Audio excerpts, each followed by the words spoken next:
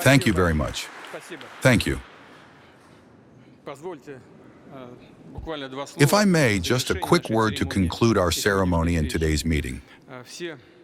All of us are involved, deeply involved and immersed in the very fabric of current events,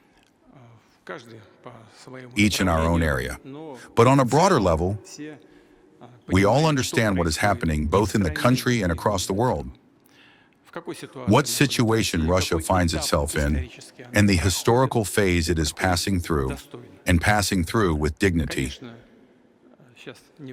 Of course, this is neither the time nor the place for a debate, but I will say a couple of things nonetheless. Naturally, over the past 3 or 4 years, unlike other advanced economies in the world, Russia has managed to maintain its position as the 4th largest economy globally in terms of purchasing power parity, behind China, the US, and India, putting us 4th globally and 1st in Europe. In terms of economic growth rates, we are also ahead of the European Union. Of course, we would always like to see more. And yes, there are risks. The risk of rising inflation and its corresponding consequences. But there are major advantages to our current policy. What is the main advantage? It lies in the stability of Russia's economic and financial system. That is the single most important thing.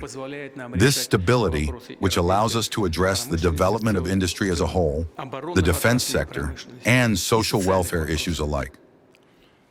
Of course, I'll let you in on a secret. I'm sure my colleague won't mind. During the awards presentation, one of the recipients whispered to me, "We will win, but we need to be bolder. We really want to be."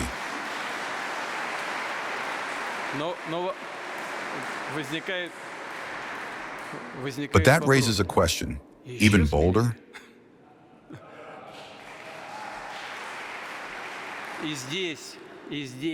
Just like in the economy, there are risks here too. And the price of those risks is losses on the battlefield on our side. That is why here as well, we will act carefully, yet persistently and consistently, working toward the goals set before the country. And we will achieve them.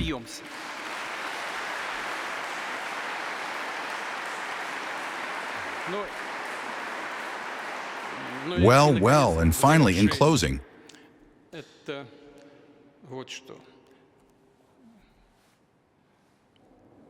this is a complex, pivotal, historical chapter for Russia.